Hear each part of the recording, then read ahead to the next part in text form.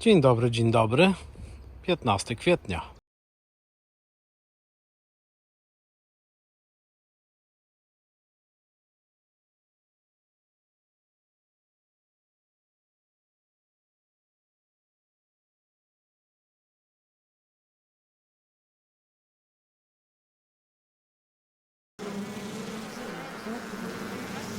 No i jak zwykle trafiłem na pogodę bez słońca. Rano było dosyć słonecznie, pszczółki latały, ale ja rano zająłem się robieniem tutaj lądowisk przy wylotkach. To może wkleję teraz filmik, jak to wygląda. A to dzisiejsze lądowiska do wylotków. Deska ścięta pod kątem, żeby idealnie przylegać do moich dennic. I w sumie nic specjalnego, jeśli chodzi o konstrukcję. Na dwa wkręty, żeby na zimę łatwo odkręcić. Przybijane do czoła stojaka. No i cóż, jeśli chodzi o to, jak to jest zamontowane na ulu, to muszę się sam pochwalić, bo no, moim zdaniem to jest fantastyczny pomysł, nie? Tak to mniej więcej wygląda. Jeszcze przejdziemy do drugiej dennicy. Tutaj zamontowałem trochę niżej, ale to nie ma większego znaczenia. Naprawdę jest rewelacyjnie. Jest to zamontowane na dwóch śrubach tutaj, więc na zimę po prostu się to odkręca. Nie jest przymocowane w żaden sposób do ula, więc tutaj można sobie brać te ule, dennice podmieniać i tak dalej. Pszczoły mają dodatkowe 18 cm lądowiska. Oczywiście w tej chwili to muszą jeszcze się do tego przyzwyczaić, bo jak widać słabo z tego korzystają.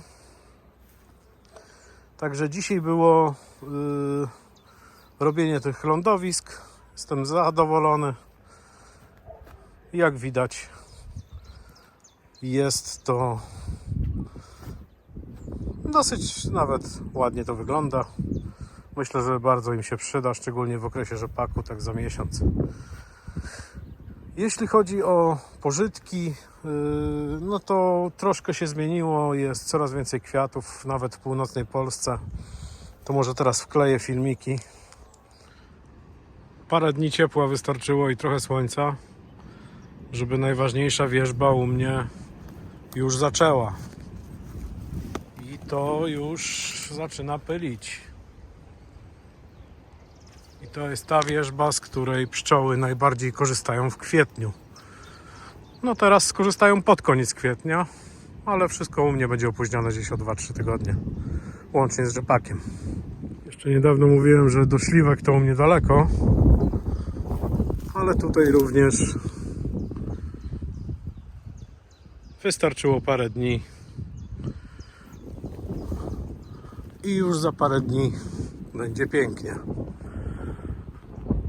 A jest to niezbyt duża odległość od pasieczyska, zresztą to jest nie jedyna śliwka. No i oczywiście na polu również pojawiły się skupiska takich pyłkodajnych roślin. No także pszczółki się ożywiły. Również ożywiły się pszczółki inne, czyli murarki. To też Wam wkleję filmik. No tu mamy taki powojenny murek. I takich mieszkańców.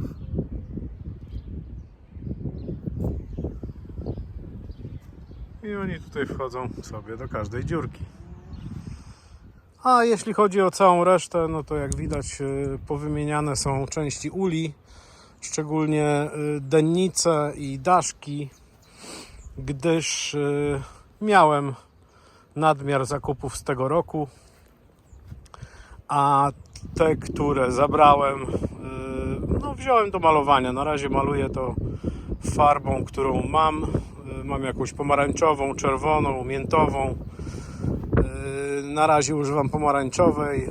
To jest chyba olejno-ftalowa farba, czyli nie mam tej polecanej do malowania poliuretanu, czyli winyl Z bodajże, albo winyl N. Winyl Z chyba. Widzę, że farba olejnoftalowa jest dosyć ładnie wchłaniana przez ten poliuretan. Na razie mam pomalowany raz, to może pokażę teraz. Tak się powoli biorę za malowanie tego. Używam farby, którą mam. Polecana jest Vinyl Z, natomiast ja mam tutaj jakąś Supermal olejnoftalową. Akurat pomarańczową, jeszcze mam czerwoną, zieloną. Muszę przyznać, że brzydko to wygląda, chociaż nie wiem, czy nie powinienem się cieszyć, bo farba została wchłonięta przez powierzchnię poliuretanu dosyć skutecznie, tak mi się wydaje. Poliuretan oczywiście był starty papierem i był dwuletni. Jeden z nich był dwuletni, a jeden był jednoroczny. O, to taka ciekawostka. No i zobaczymy, ile tu malowań zajdzie, żeby to jakoś wyglądało. Być może malowanie tą farbą będzie mało ekonomiczne, tak mi się wydaje, bo jednak Vinyl Z ma dobrą cenę. Można stosować pigmenty, jakie tam się chce, i być może zdecydowanie mniej wnika w ten poliuretan. No to tak to wygląda po pierwszym malowaniu. No i planuję oczywiście pomalować wszystko. Tutaj już te dennice nowe wszędzie zostaną. Jak widać, dennice prawie wszędzie wymienione, a daszki wszędzie, w każdym ulu są nowe. Także będą miały na kolejne 2 lata, bo muszę przyznać, że poliuretan świeży, no trzeba by było tam jakiś acetonem traktować, żeby to ładnie odtłuścić i pomalować. Natomiast taki dwuletni, a nawet roczny, tutaj mamy korpus po lewej jest dwuletni, po prawej jest korpus roczny, to już można malować po delikatnym przetarciu papierem ściernym. Nie stanowi to żadnego problemu. Dosyć ładnie to wychodzi. Oczywiście malowane co najmniej dwukrotne, to jeszcze zdam relację z tego. Jeśli chodzi o panel i akumulator, to też może w tej chwili wrzucę filmik, jak to wygląda. Cały czas w nocy jest włączona podczerwień. W tej chwili jeszcze jest ładowanie mimo pochmurnego dnia. 61% baterii. Mało słonecznych dni, wczoraj i dzisiaj było słabo. Jak dla mnie ok. I jeszcze słuchajcie, może ważna dla niektórych rzecz, zużycie internetu w kwietniu to jest 4 giga. Ja tu naprawdę dosyć często zaglądam, więc podejrzewam, że przez ostatnie 2 miesiące jak 10 giga zeszło, to jest maks. Także jest dosyć pozytywnie, są ostatnio słoneczne dni. Przed nami temperatury dosyć takie pożądane nawet. No, najbliższe 3 dni będą tam 12-13 stopni, więc to tam może będzie mniej latania i mniej słońca przede wszystkim, więc mniej latania. Natomiast później to już się znowu ociepli. Bodajże dzisiaj jest sobota, bodajże od środy już będzie zdecydowanie lepiej i ze słońcem, i z temperaturami, które podskoczą o 2-3 stopnie.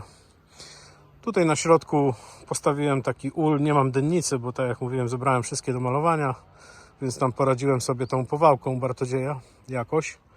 W środku jest oczywiście przezimowany susz.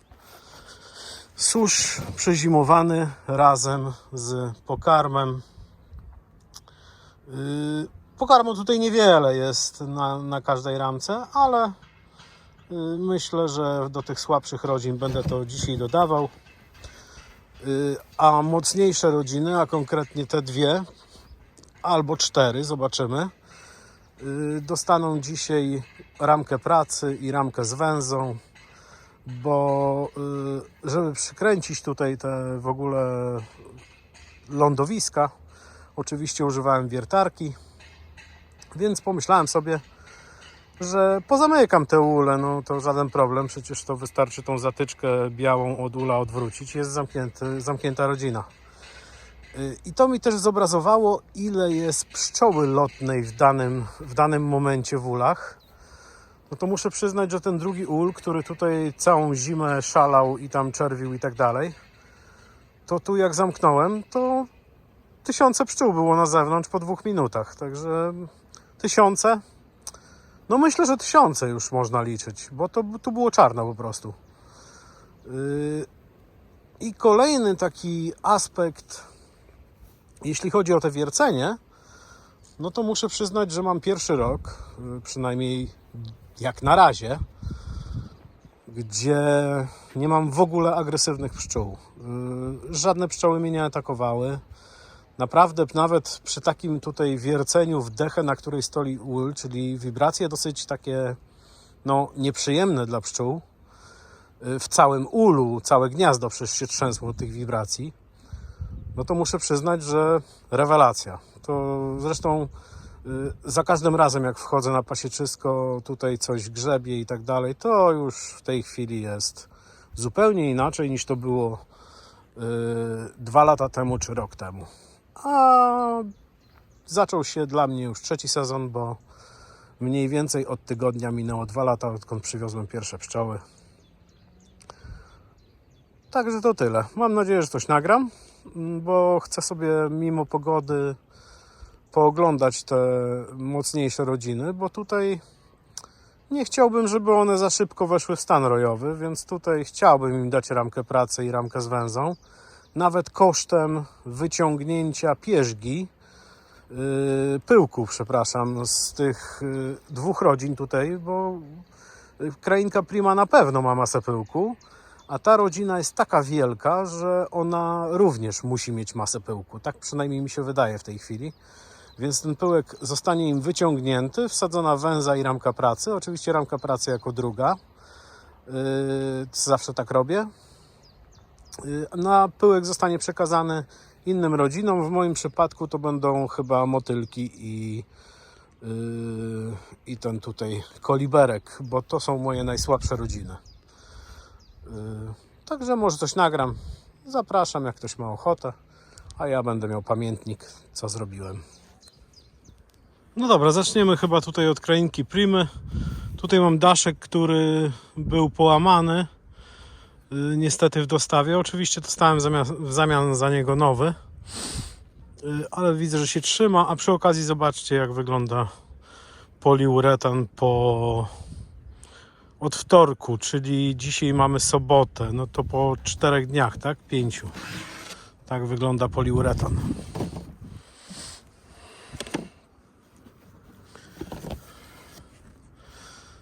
Temperatura 32 stopnie. Jest nadbudowa. Tutaj myślę, że w ciągu 10 dni trafi nadstawka.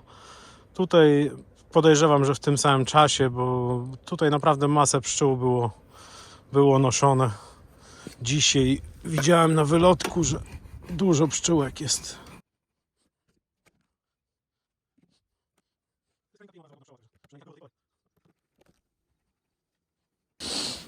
Widać, że siedzą na zatworze. Ten zatwór zostanie dzisiaj wyciągnięty. Do weryfikacji mamy ilość pokarmu ukrainki.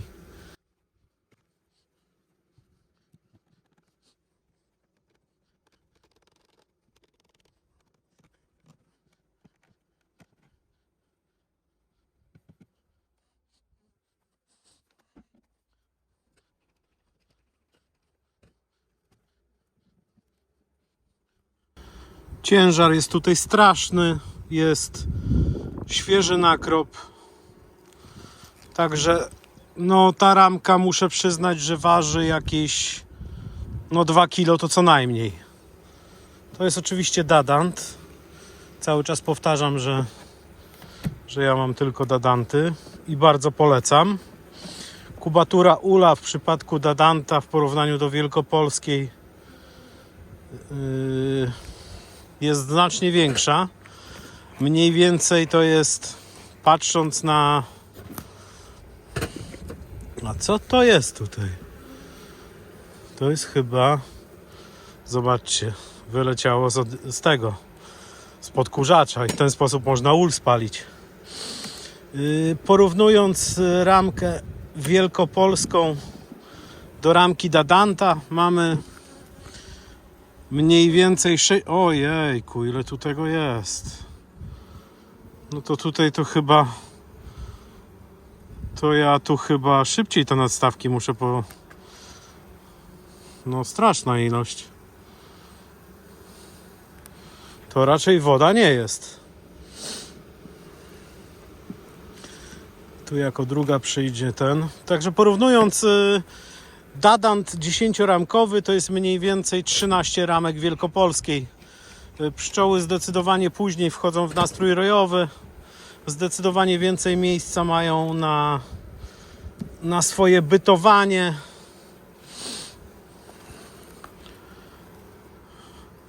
I tu już się zaczynają pierzgi. Tylko że tutaj matka nie ma gdzie czerwić, kochani. Tutaj są jajeczka, ale tutaj jest wszystko tak zapchane.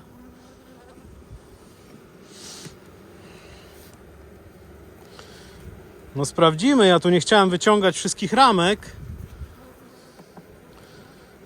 No bo jest to pozbawione sensu dzisiaj. Mamy w tej chwili jakieś 13-14 stopni.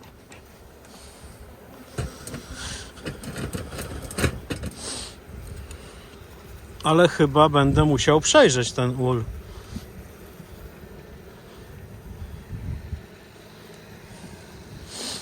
No tutaj jest pięknie pierzgi, zobaczcie. Jest czerw trutowy nawet u góry już, także ramka pracy by była przydatna. Tutaj też masa larw, jajeczek, wszystkiego. Zerkniemy jeszcze jedną ramkę.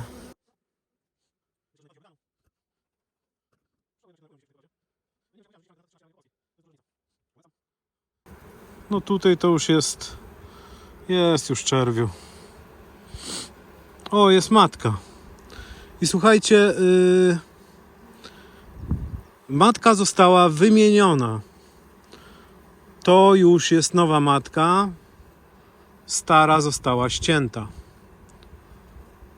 Także tej matki chyba nie będę wymieniał. Bardzo, bardzo porządna córka, bo też jest delikatna, jak widzę.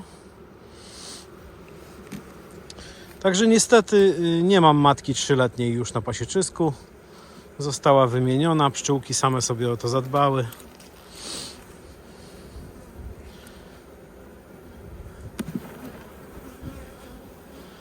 No masa czerwiu, no co tu dużo gadać. Tu jest wszystko zaczerwione. Dobra. Jeszcze tylko chciałem zobaczyć pierzgę. Ale może sobie daruję. Tej pierzgi jest dużo na każdej ramce, więc po co ja jej będę tu męczył?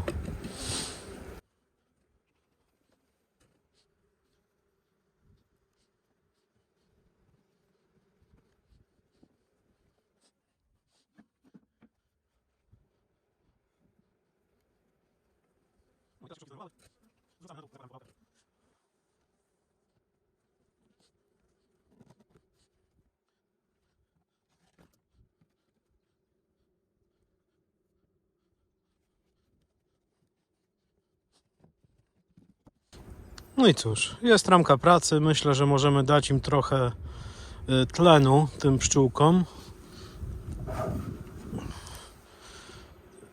Ale to odwrócimy może.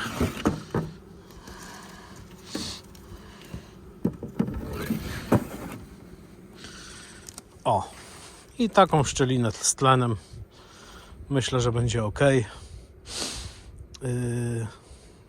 Nie zabrałem żadnej ramki z pierzgą, chociaż jest tu możliwość zabrania ramki pokarmu. Gdyby inne pszczoły nie miały pokarmu, to można zabrać.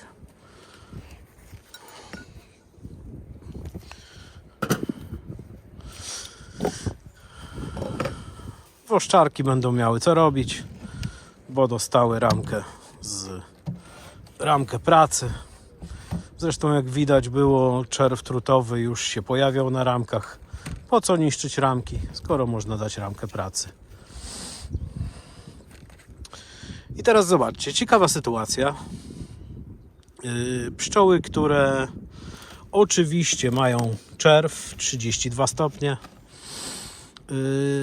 które są w znacznie w dużej ilości. Myślę, że większej niż tutaj ta krainka prima. To jest bodajże, napiszę jeśli to jest błąd, ale wydaje mi się, że car bałtycka od hodowcy z Ornety, od pana Matuli. Tak mi się wydaje. To tutaj była taka sytuacja, że ciasto znikało w przeciągu 4-5 dni. To ciasto jest położone, nie wiem, z tydzień temu. I już się można domyśleć, że raczej nie jest im potrzebne i zostanie dzisiaj zabrane. Jeszcze tylko muszę znaleźć plasticzek od tej powałki, ale to pewnie gdzieś znajdę. No i ta sama sytuacja, jest 9 ramek. Te pszczółki mogłyby być trochę ostrzejsze, nie wiem nawet, zaraz zobaczymy. Wkładamy ramkę pracy, tym razem włożymy ją z lewej strony, to nie ma większego znaczenia, jako druga. I przede wszystkim sprawdzimy, ile na ostatnich ramkach jest pokarmu, bo pierzgi tutaj jest naprawdę dużo. Być może jeszcze przelecę drugie ramki z boku, bo to są ramki, gdzie zwykle znajduje się pierzga. I jeśli będzie za dużo, to zabiorę. Zobaczymy, bo przyda się to moim słabszym rodzinom. Także jedziemy.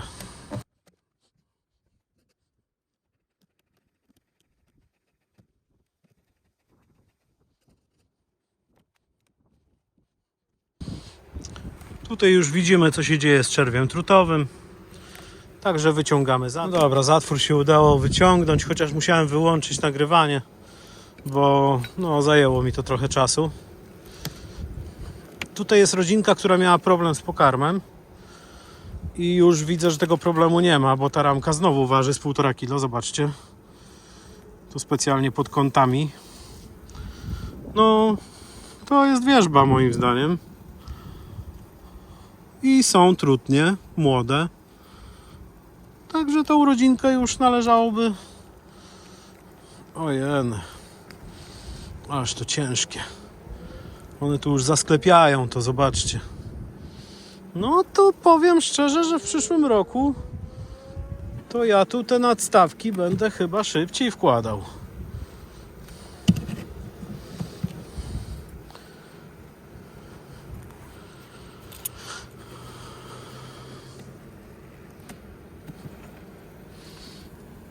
O, mamy matkę, to jest matka z cichej wymiany. Również bardzo spokojna. Zobaczcie, co tu się dzieje na ramce. No przecież to jest rewelacja. Masa pierzgi i pokarmu.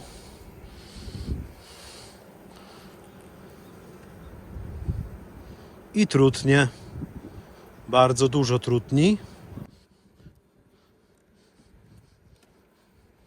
Proszę bardzo. Na razie jeszcze chyba miseczek nie widać matecznikowych, chociaż ta rodzina wcale by mnie nie zdziwiła, gdyby miała takowe.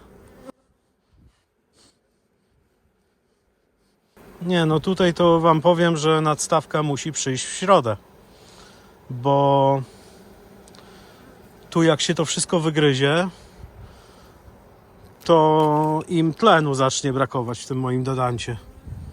Zobaczcie, co tu się dzieje.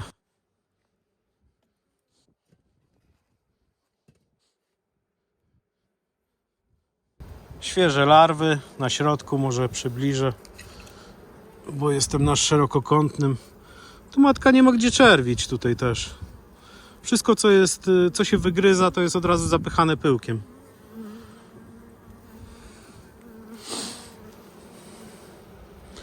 Także tutaj w środę będzie zabrana jakaś ramka ze środka z pierzgą i z czerwiem i będzie położona nadstawka, bo jak te pszczółki się wygryzą, to ja nie chcę mieć tu problemów zbyt szybko.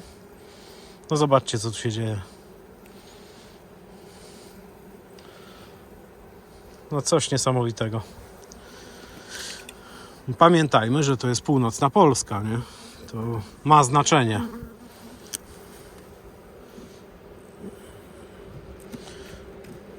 Oj, tu mi się rozwaliła ramka na końcu. No chyba jednak ramkę pracy wstawimy z tej strony w takim razie. Oj.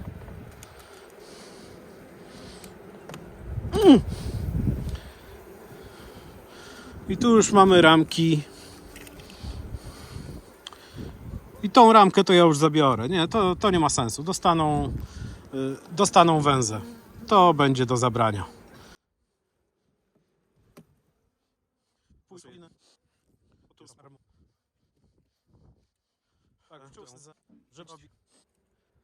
Nie rozdzielamy czerwiu, bo już na tamtej ramce nie było czerwiu. Poczekajcie, se dmuchnę. One i tak są bardzo spokojne, jak na ten brak słońca.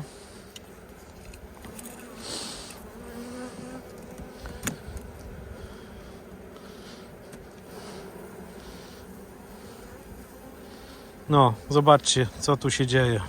Kolejna ramka może być do zabrania. Dobra, to tutaj robimy tak.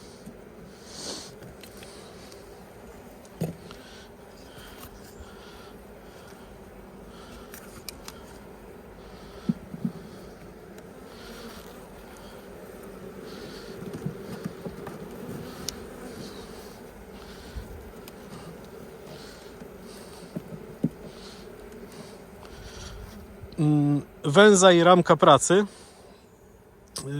I tutaj rości to jakieś problemy, bo nie powinno się wkładać węzy przy ramce pracy, ale ja nie chcę rozdzielać czerwiów w taką pogodę, jaka jest przez najbliższe dni, więc to zostawimy. Pszczoły, odbudowując ramkę pracy, mogą troszkę kiepsko odbudować węzę, także to nie jest polecane.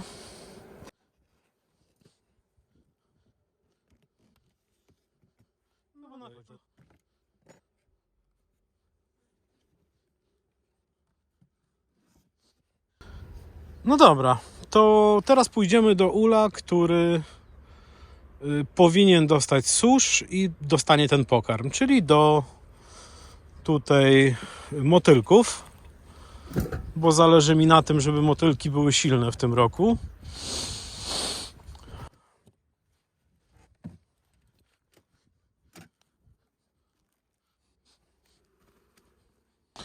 No, to zobaczcie, jak to wygląda. Teraz już bez pszczół. Żadnego jajka, masa pierzgi i masa pokarmu. I to jest ramka, która w ulu owszem jest pięknym zapasem, ale no matka nie ma gdzie czerwić na takiej ramce.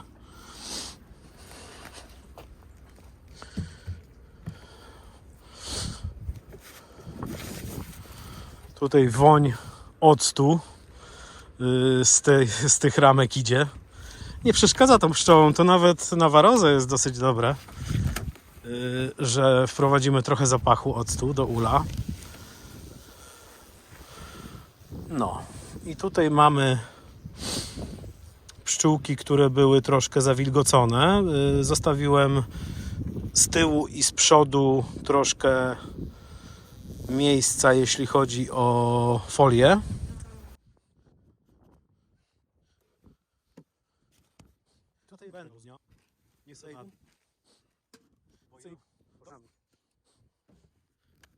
No, zobaczcie, jak wygląda ostatnia uliczka. I teraz ostatnia ramka. Słuchajcie, w słabej rodzinie tu jest pusto. Prawie, bo świeci się coś. Ale na ciężar to w porównaniu z tamtymi rodzinami jest pusto.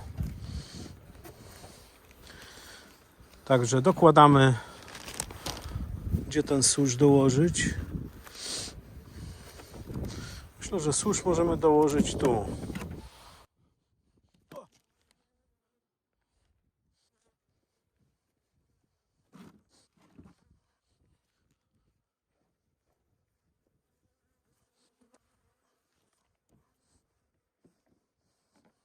I słuchajcie, mamy dołożoną ramkę z suszem zeszłoroczną i ramkę z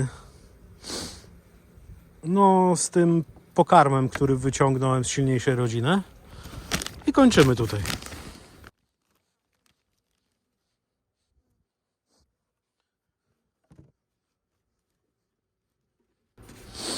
I tu już jest rodzinka na 9 ramkach i spokojnie, jak się czerw wygryzie, to ona obsiądzie te ramki.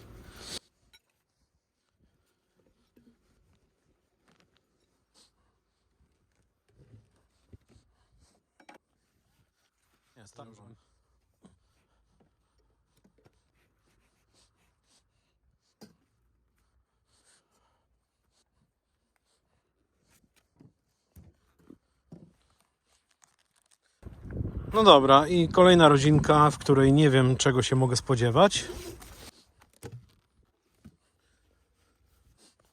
Mróweczki, także kwas mrówkowy funkcjonuje.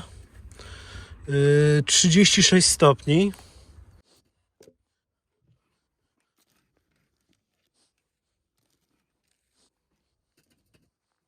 Nie wydają się zachwycone tym, że je otwieram.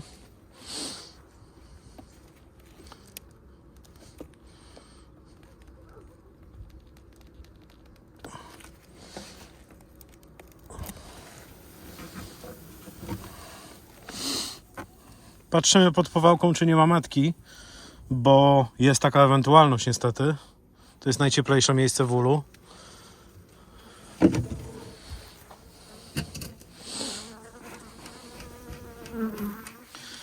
I tutaj, jeżeli będzie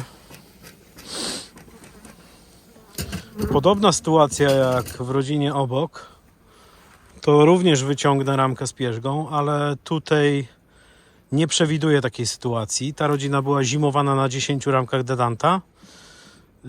Głównie przez to, że nie chciałem ich otwierać na jesieni. To jest taki mój błąd. Błędy się zdarzają.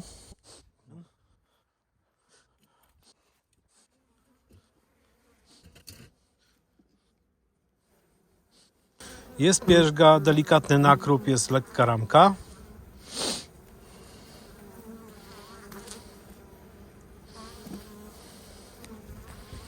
Pierzga, pyłek.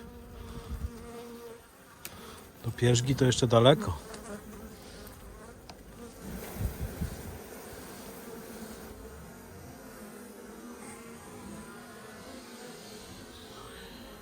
Widzimy matkę, wyciągnąłem ją w tej chwili. No to jest niestety problem przy przeglądach, że matki... No tutaj wam powiem, że jest słabo. Bo jeżeli na przedostatniej ramce, teraz tutaj gdzieś matka jest, możemy ją zniszczyć. I to jest duży problem.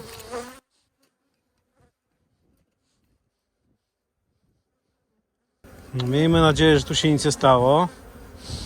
Ale pszczoły się denerwują, no niestety. Sprawdzimy z drugiej strony, co się dzieje. Chociaż nie wiem, czy dam radę. Tutaj również powinna iść nadstawka. Te pszczoły nie mają miejsca. No nie mają miejsca, zobaczcie. Wszystkie uliczki są zawalone. Także tutaj na przedostatniej ramce jest czerw, więc tutaj już powinien być rozszerzony ul.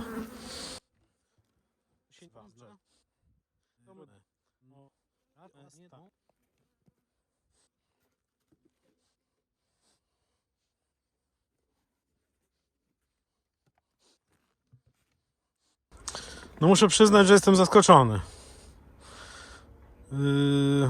To jest rodzina, która będzie wchodzić szybko dosyć w stan rojowy. Potrzebna jest nadstawka już miodnia i tak dalej, żeby miały gdzie przejść, tak? Bo ja nie zamierzam tutaj 2 korpusów gniazdowych. Nie robię też 1,5 korpusa gniazdowego. Przynajmniej nigdy nie robiłem. Może warto to przemyśleć. Ale wielkość rodziny sugeruje, że już powinna iść nadstawka. Także jeśli się uda, w środę mam lekarza i w środę mam wolne i w środę ma być cieplej, no to tu już pójdzie miodnia. No dobra, otwieramy kolejny ul, również 36 stopni.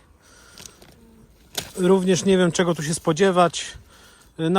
Na pewno mniejszej ilości ramek i już widzimy, że nadbudowa do ciasta jest prowadzona. Pszczoły sobie ułatwiają życie, żeby dojść jak najszybciej do pokarmu.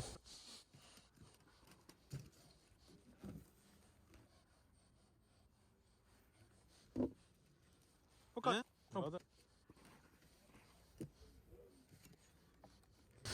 Udało się wyciągnąć zatwór. Zobaczcie, już zabudowa jest.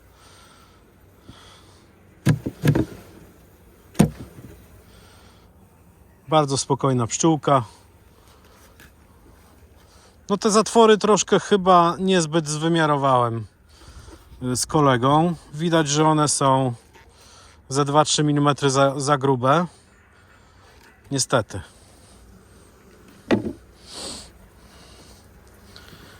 Pszczół na ostatniej uliczce jest masa.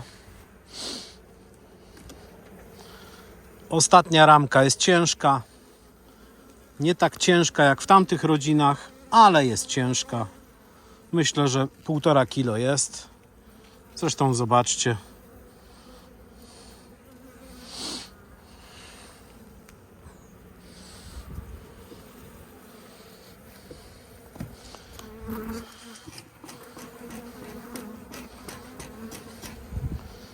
Druga oczywiście pójdzie ramka pracy.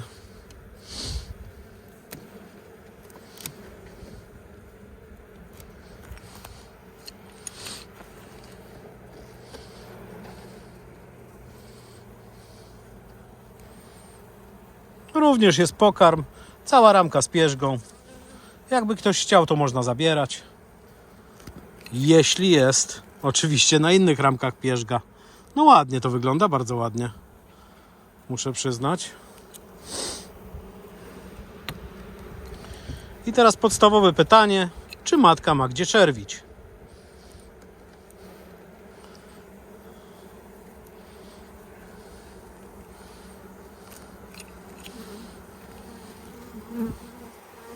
Wiszą pszczoły pod ramkami. Czy tu są jajeczka? Są. Są jajeczka. Czy tu mamy matkę? Może na filmie gdzieś będę widział, bo na razie jej nie widzę. A może z drugiej strony jest?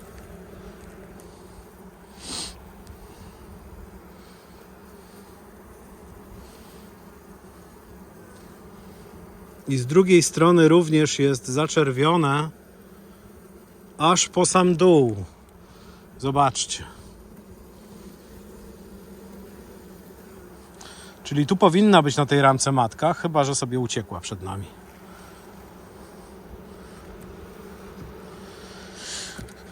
To jeszcze profilaktycznie sprawdzimy tą trzecią ramkę.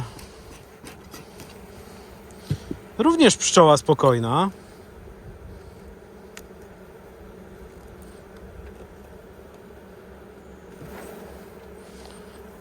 No to tutaj widać, co się dzieje, prawda?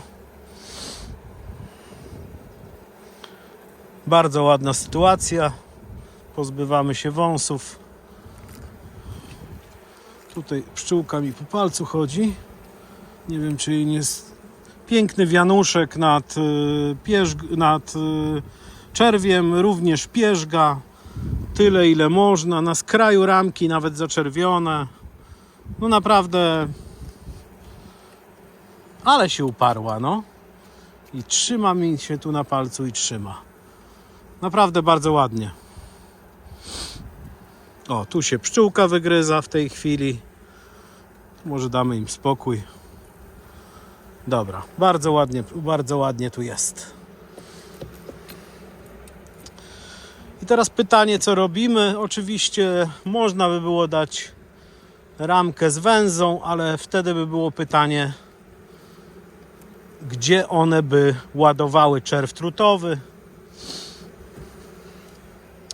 Także mi się wydaje, że tutaj ramka pracy.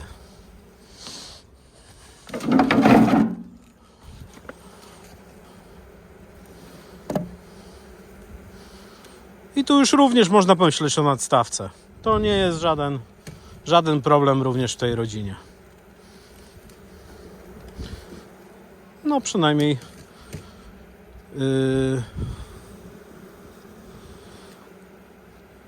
no przynajmniej tak wygląda moje ogromne 2-letnie doświadczenie. Oczywiście się nabijam teraz.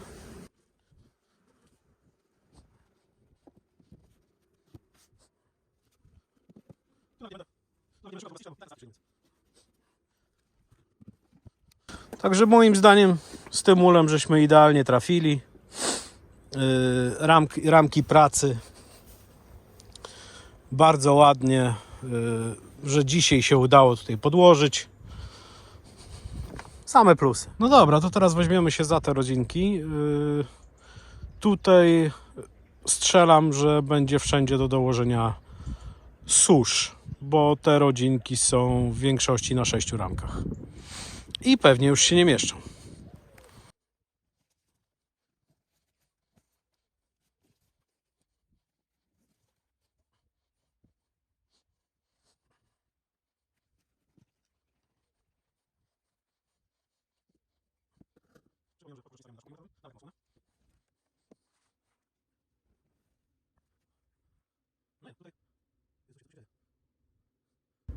No tutaj to mamy problem.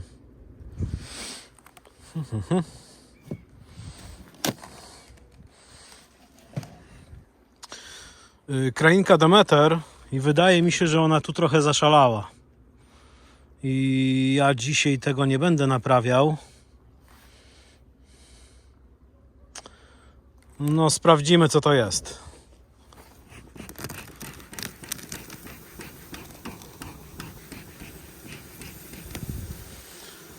Także widzicie, co tu się dzieje. Widzicie, jak grube są ramki. Nie będę dzisiaj tego wyciągał, zostawię to na lepszą pogodę. No, zostawię ogólnie te pszczoły tak jak jest. Nie będę ich ruszał. Krainka Demeter, jak to ma w swoim zwyczaju, ruszyła z kopyta. No i troszkę mi dzisiaj problemów narobiła, bo w taką pogodę ja tej dzikiej zabudowy raczej ruszać nie zamierzam. Także przejdziemy do następnego ula. No, krainka Demeter to chyba rzeczywiście też nadstawkę dostanie. Słuchajcie, obok mamy troszkę inną sytuację. Widać, że za zatworem pszczoły nie siedzą, więc poszerzymy je o ramkę z węzą i ramkę z suszem w odwrotnej kolejności, czyli na końcu będzie... Zresztą otworzymy, zobaczymy.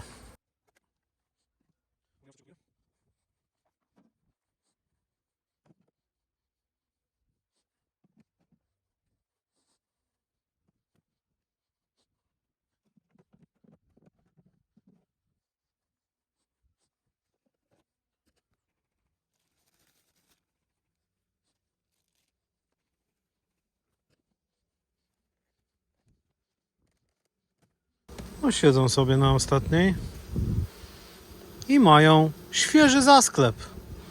Bardzo dużo pokarmu.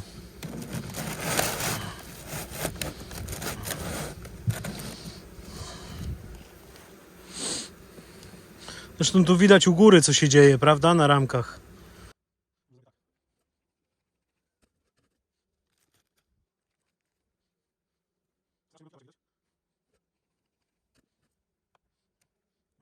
O matko, o matko. To ledwo jest do trzymania, słuchajcie. To jest świeża ramka, ale to ciężkie jest, masakra.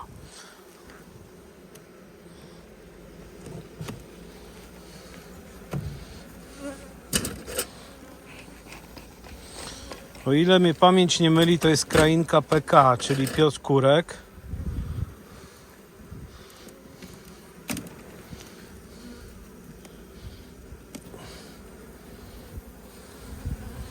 No i zobaczcie, co tu się dzieje. Gdzie tu ma matka czerwić? Gdzie te pszczoły mają się rozwijać?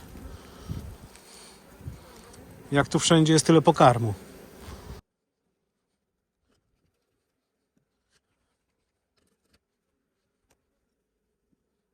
No i tu mamy czerw i mamusie 56. Sprawdzimy sobie, czy to jest Piotr Kurek.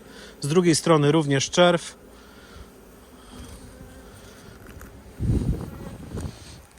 I z tej strony również czerw. Dobra.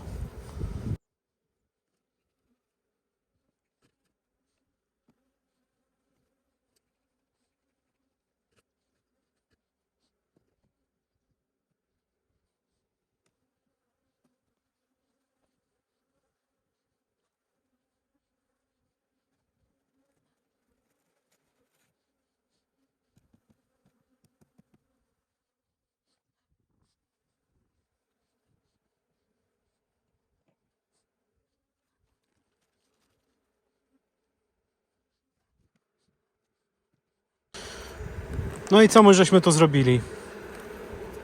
Wsadziłem ramki z suszem w środek, ale nie rozdzielałem czerwi oczywiście, bo to jeszcze nie pora na to. Tutaj mają dwie ogromne ramki z jedzeniem, a tutaj jak mają ochotę, to mogą sobie odciągać węze. Wydaje mi się to sensowne. I trzecia rodzinka, no tutaj to jestem zdziwiony naprawdę tą ilością pokarmu. Ciasto oczywiście już im nie daję, tam zaraz wysypię pszczoły przed wylotek. Zresztą teraz mogę wysypać na to lotnisko, które mają przed wylotkiem. Sprawdzamy trzecią rodzinkę. Za zatworem nie ma, jest nadbudowa, widać do ciasta.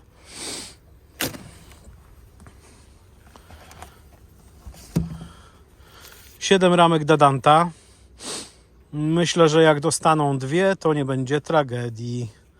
Na przykład susz i na przykład ramkę z węzą.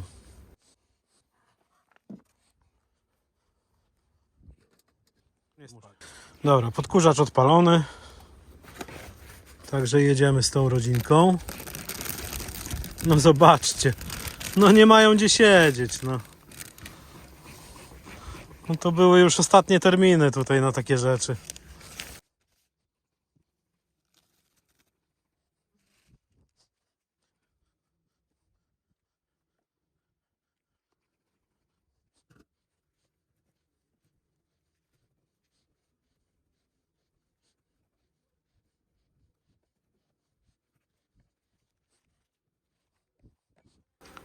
Tak wygląda ta rodzina.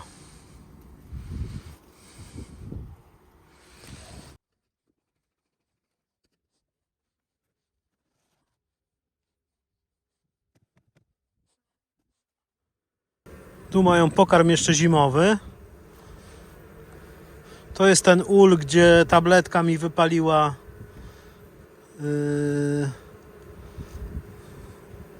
siatkę.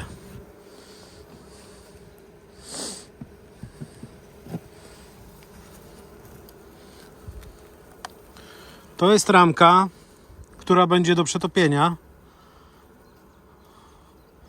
więc ona idzie na koniec.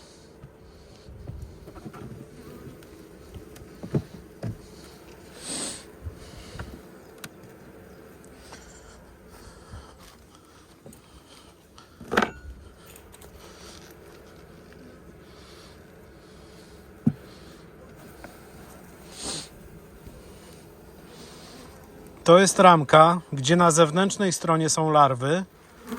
Proszę bardzo.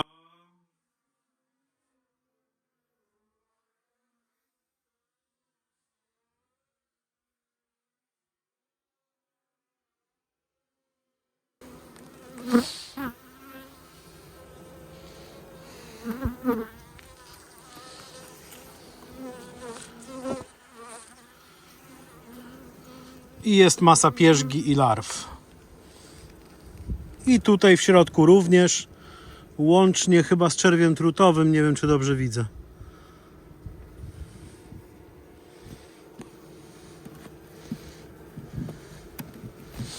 Więc my, nie będę tu za wiele oglądał, nie rozbijamy czerwiu.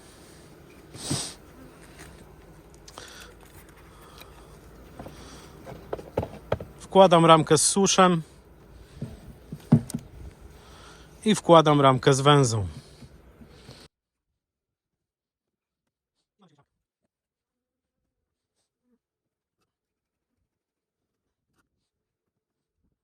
I tu kolejną wizytą będzie najprawdopodobniej wsadzona ramka pracy i później to już tylko miodnia.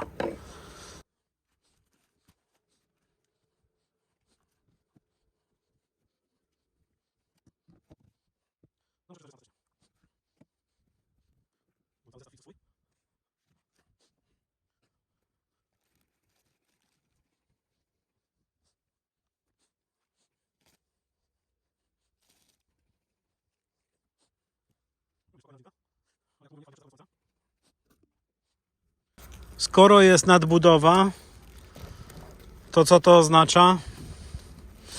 Że raczej nie głodują. ale możemy to zweryfikować. O! No tu jednak ta ramka troszkę zaszła tutaj. Zaśniedziała jest delikatnie. Ale one z takimi ramkami to sobie poradzą.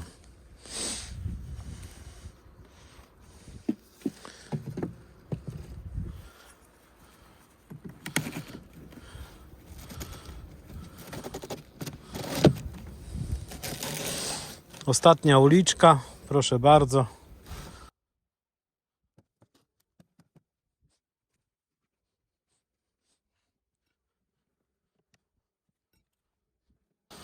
Ramka dosyć ciężka. Jest na kropu, trochę pierzgi. I od środka zobaczcie, ładnie pierzgi, znaczy pyłku. I tu już świeży nakrop już tutaj zasklepiają. Tutaj to wygląda jak zimowy. Dobra.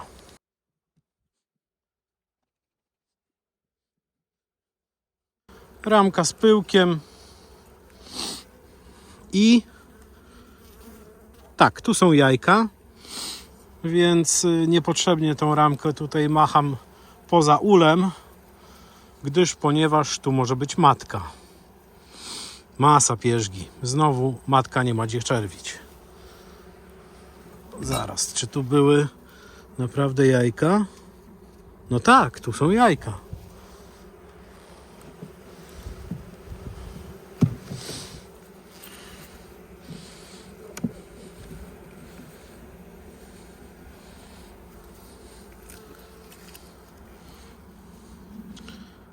Tu jakiś czerw trutowy.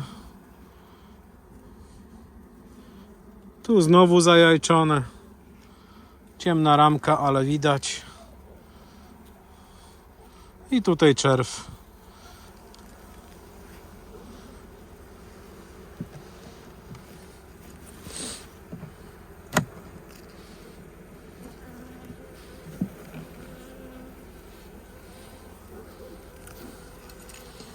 I tutaj mamy matulę, która była późno unasienniona. To tutaj z pozdrowieniami dla Katarzyny.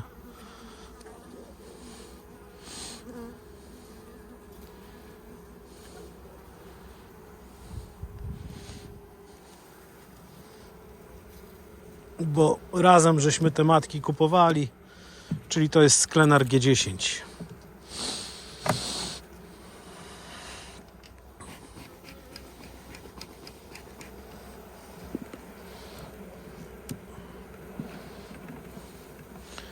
I Sklenar G10. Tragedii nie ma. Zobaczmy ostatnią ramkę właśnie, to mnie ciekawi. Co one tu zrobiły? Czy ona tutaj zajajczyła to? Nie, jest pełno pierzgi. No dobra. Czyli z tej strony mogę dać susz. Dam im ten susz, który miały za zatworem. A z tej strony też dostaną susz.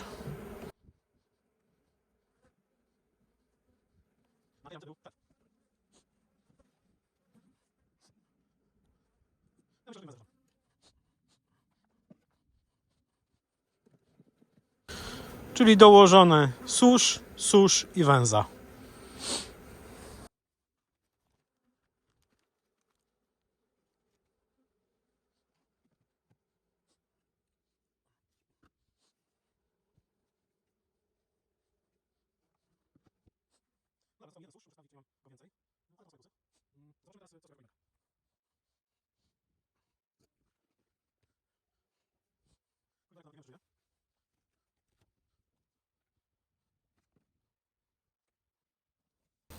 Nie no, żyje koliberek.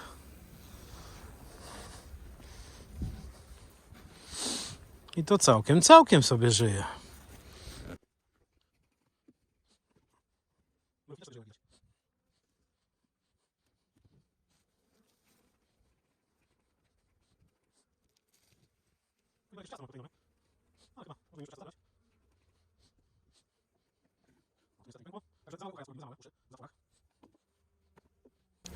To jest ramka dołożona ostatnio, jako ostatnia.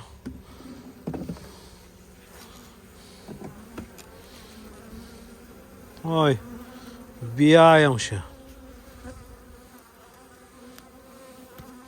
Czyżby koliberek był głodny?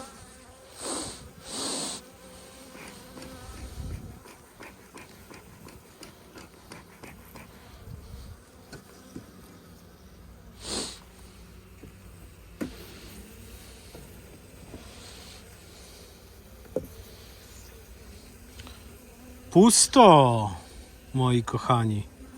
No troszkę tam, ale na wagę to nie ma nic. Biorąc pod uwagę, że tu są pszczoły jeszcze. No ale to są chyba ramki dołożone, nie wiem.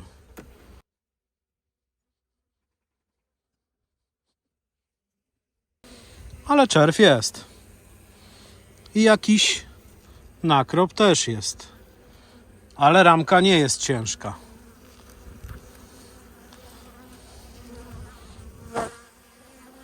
Czy tutaj są larwy? Chyba na środku są. Ok.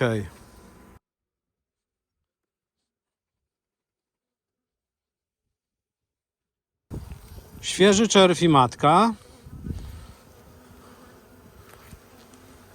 I z obu stron.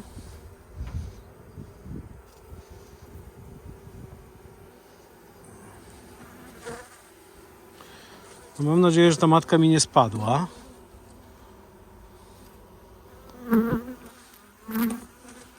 Przykryły ją pewnie.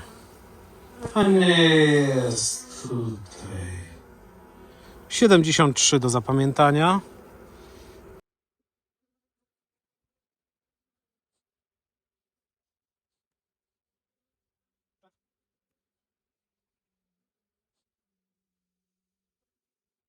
Również czerw.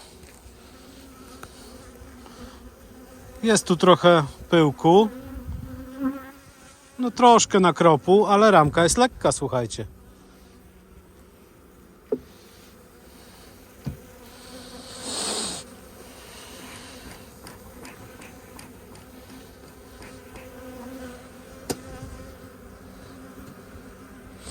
No i teraz najważniejsza, ostatnia ramka.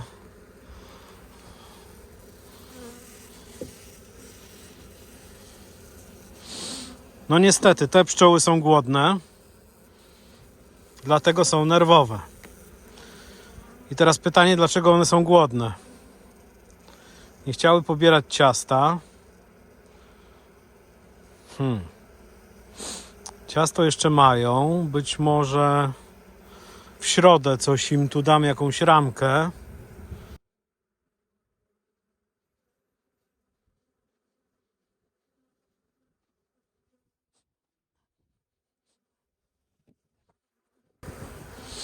No nie jest tu dobrze, naprawdę nie jest tu dobrze. Tu one potrzebują ramki z pokarmem. Z tego co pamiętam, jeden z tamtych uli ma za dużo pokarmu. Tutaj matka przestanie czerwić. Bo tu 5 kg nie ma, tu jest łącznie gdzieś za 3 kg. Mają ciasto, mają jeszcze niedokończone to ciasto, więc do środy je zostawię w ten sposób. No dobra, mamy 3 ostatnie rodziny do przejrzenia. 3 ramki suszu i wiele ramek węzy. Także jedziemy. Tu jest kamień położony tak, żeby sprawdzić, czy tu jest pokarm w tym ulu. Zresztą we wszystkich 3 tak jest. Także sugestia jest, że mogły wyjeść. Zobaczymy.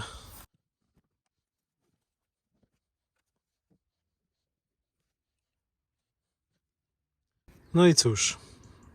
Jest tu trochę tej muchy, nie? Zobaczymy, czy matka ma gdzie czerwić. Jeśli ma, to wstawimy ramkę pracy. Jeśli nie ma, to wstawimy susz. Zobaczymy, jaka sytuacja z pierzgą. Także odymiamy.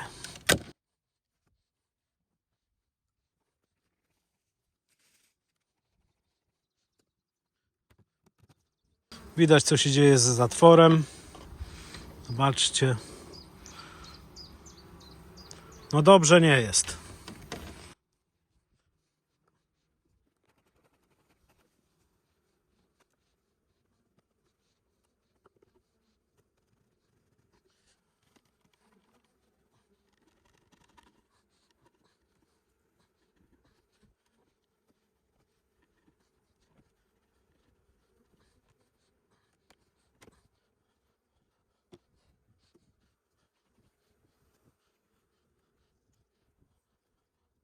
No jest jakiś świeży nakrop. Niewiele go jest, ale ramka nie jest lekka, że tak powiem.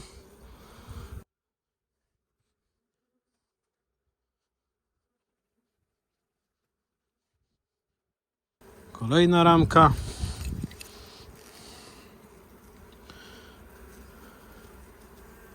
Nie widzę tutaj zaczerwienia.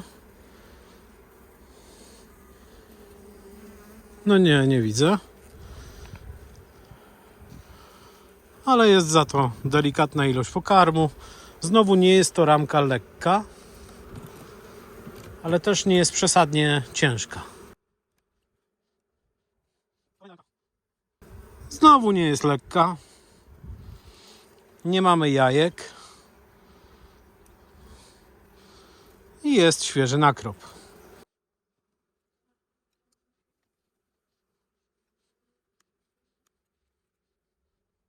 I kolejna ramka. Również nie lekka. Matka nie czerwi. Jest pyłek.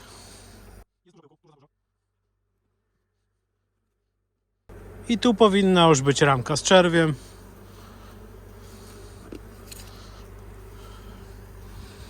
I jest. Natomiast nie ma uzupełnienia tego czerwiu.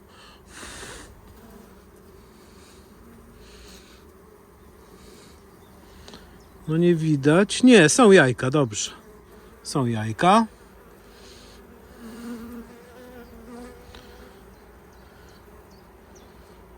I z drugiej strony również są jajka.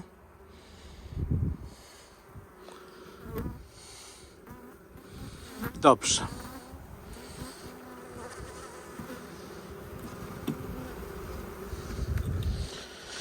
Co robimy? Wstawiamy ramkę pracy. Nie susz, tylko ramkę pracy.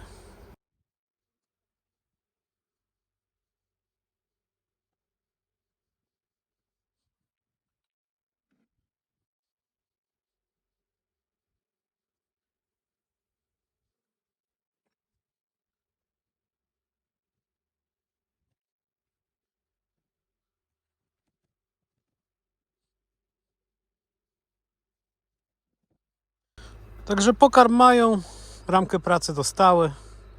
Następny krok to jest nadstawka. Kolejna rodzinka obok tamtej. Widzimy, że jest na 8 ramkach. Ciasto jeszcze nie jest wyjedzone do końca. One tu nie chciały za bardzo jeść ciasta.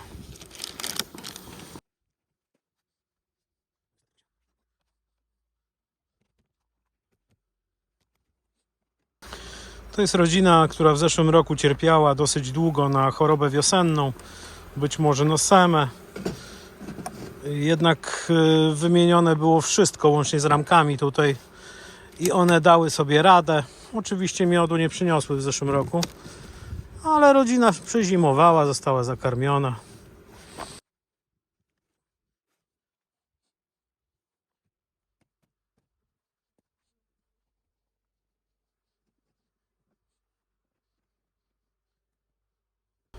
Ciężaru troszkę tu jest i jest świeżego nakropu troszkę na ostatniej ramce. Mimo że miały tu odsklep zrobiony, bo to było chyba coś wsadzane tutaj, nie wiem, nie pamiętam.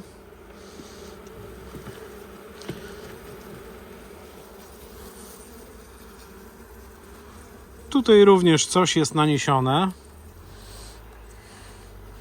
Od środka jeszcze więcej. Są tu jajka. Nie widzę jajek.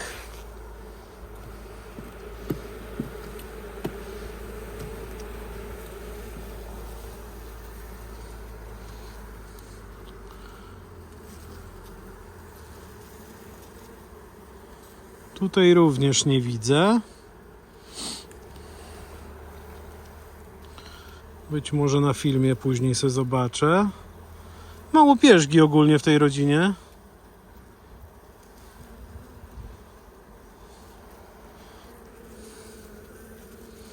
No nie widzę jajek.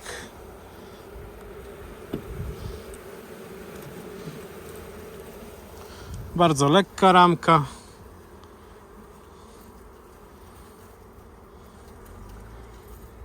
Tu są jajka i larwy na środku, czyli świeżo zaczerwione.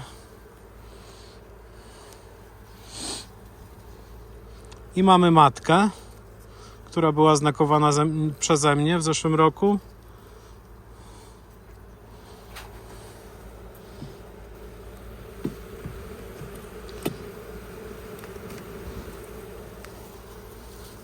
I ta matka nawet coś tu sobie radzi.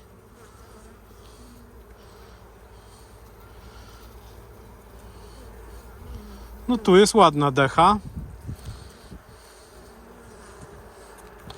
A tu mamy miseczkę rojową. Oczywiście nie zaczerwioną. Nie wiem nawet, czy to ona nie jest z zeszłego roku.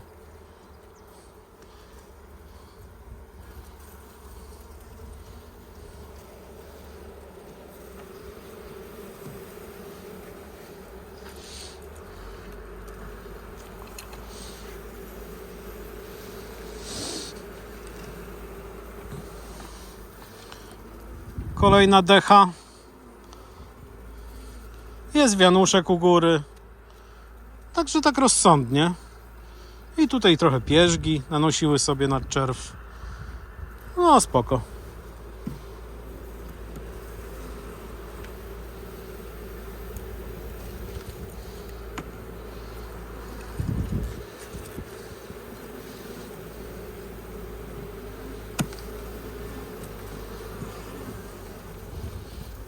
No ładnie jest, naprawdę ta matka sobie radzi.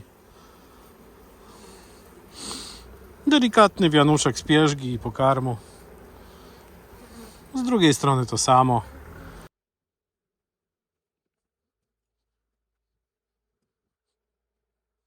Nawet na ostatniej ramce jest czerw. To już trochę słaba sytuacja. Ale od zewnątrz nie ma, dobra. To zrobimy tak.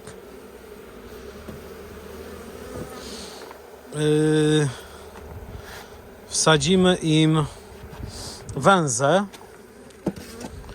jako ostatnią. Wsadzimy im węzę jako ostatnią i myślę, że to wszystko i zamykamy. 9 ramek jeszcze. A być może ramka pracy by się tu przydała. Ale one mają tu luzu dużo na tych ostatnich ramkach. To nie, to dzisiaj ramki pracy nie dostaną. No dobra, mamy ostatnią rodzinkę do przejrzenia. No, chyba nie głodują, skoro jest taka nadbudowa.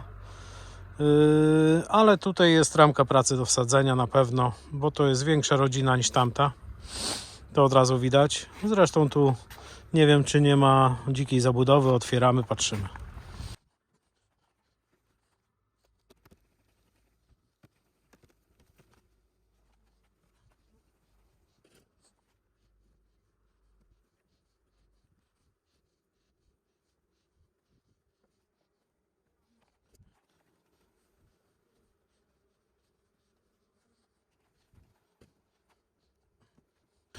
Ostatnia ramka. Jest nakrop. Także nie ma jakiejś tam tragedii. Ramka jest raczej lekka, niestety.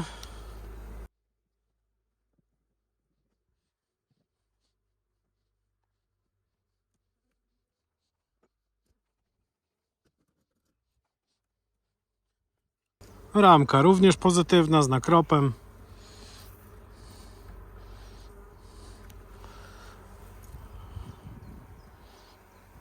Troszkę zasklepione.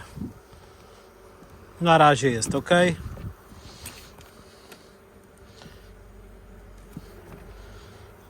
Tutaj większy pozytyw, a raczej cięższy. Kupa pyłku, bardzo ładnie nanoszone. Z drugiej strony to samo. Bardzo ciężka ramka. Mniej więcej ważąca tyle co poprzednie dwie. Lekka ramka, pewnie czerw. Tak, są jajka. Nie wiem, czy to będzie widać. Świeżo złożone. Szukamy mateczki.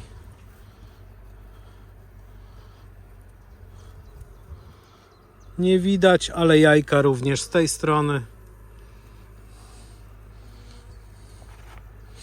Ciekawe, czy to była cicha wymiana, bo to była matka z setka, pamiętam. Chyba Elgon. To taka rodzina bezobsługowa. Jakaś taka mi się trafiła, że nanosiła średnio miodu. Średnio był z nią problem. No i tutaj już widać czerw. O! No rzeczywiście dobrze pamiętam, matka setka. No i okej. Dalej już nie mamy co zaglądać. Tutaj była ta z jajkami. Tutaj z pokarmem. Tu również z pokarmem. Tutaj wkładamy ramkę pracy.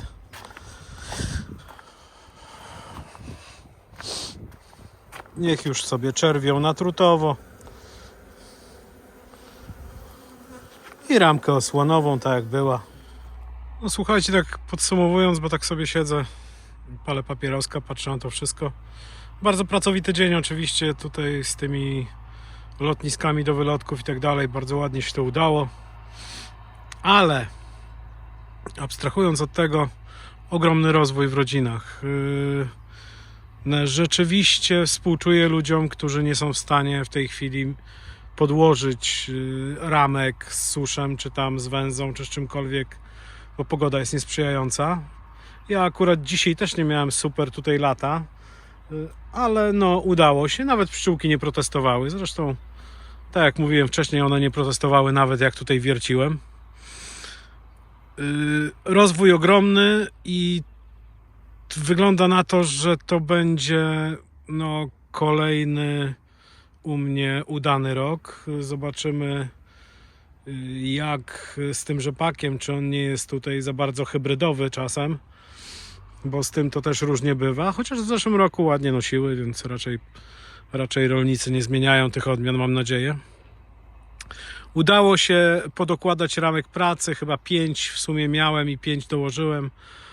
Ramki z węzą, ramki z suszem, zostały mi tylko 3.